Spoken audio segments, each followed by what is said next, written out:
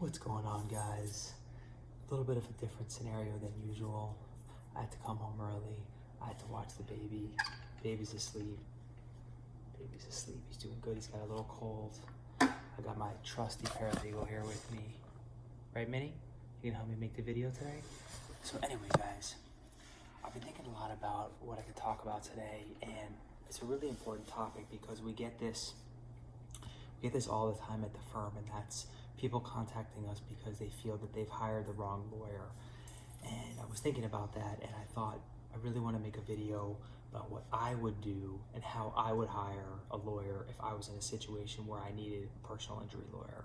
You know, this is America, where the lawyer that you get to do your case, whether it be a personal injury case or a DUI case or a big white-collar criminal case or an immigration case, your lawyer matters a lot. And the lawyer that you pick, you can't just pick, out of a hat or out of a hotline. This is America, like I said. The lawyer that you get is super, super, super important. There's a reason why Scarface said, "My lawyer's so good that tomorrow you're gonna be in Alaska." So anyway, I digress, but if you need to hire a lawyer quickly for a criminal case or a personal injury case or maybe an immigration matter that you're dealing with, you want to take some time to do a little due diligence, and you don't have all the time in the world. You don't want to spend weeks doing this because you're probably going to ruin your situation. It's going to get worse. If it's a personal injury case, you definitely need to act quickly. If it's a criminal case, you need to act quickly because those charges are going to pend and you want to get it handled quickly. You need to start getting good legal advice quickly. But you don't want to be hasty. You don't want to just pick the first lawyer that somebody recommends. So how can you manage this and get the best possible lawyer for you quickly and efficiently? So I'm going to say, what would I do? If, God forbid, I was in a situation where I had a criminal matter, what would I do? Luckily, I've never had to deal with this, but it's basically the same analysis that I would do for a personal injury case. I would go home right away, start researching on the internet what it is I'm being charged with. If it's a personal injury case, you start researching what has happened. You read a few articles, takes you 15-20 minutes, and immediately you get an idea for what the consensus is. Don't take one article, for example, read a few. You'll get to know the ins and the outs of what's going on. Then you want to start looking at the lawyers in your area that handled that specific case. Obviously, it's a car crash case, herniated disc case. You look at a couple different guys' websites, guys and girls' websites, get a feel for who does what. Then, after you know who's the possible people in your area, read their reviews. Okay, this guy's got a lot of good reviews. People really like him. Oh, this guy's got a couple. They look kind of fake. I don't like his style. So, you read their reviews, get a feel on how they operate. Maybe they have a little social media. Maybe you can get to know them quickly. Again, you're still at under an hour of total time invested if you follow this protocol. Then what you're also going to do is narrow it down, read their website, read their bio, do a little social media digging, read their reviews, narrow it down to probably 2 or 3 people total. Maybe ask for some references. If you have anybody in your life that can give you a reference, ask for a reference. Get your list narrowed down to about 2 or 3 people total. Call them, call their offices, no matter what time it is.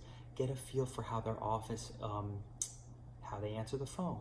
Can you speak to the attorney quickly? Can the attorney efficiently answer your questions? Do you feel like you're getting the runaround? Again, this takes about 5 to 10 minutes total per each firm, so that's another 15-20 minutes total. Make appointments. Maybe you rule one of the 3 out. There's 2 left. You make appointments with both of them. Make one appointment for one of them in the morning. Make another one for another appointment in the afternoon. Ask a lot of questions. Do your research that you brought from the internet. Ask the guy in the morning a lot of questions. And if he does a really good job and he answers all your questions, hire him.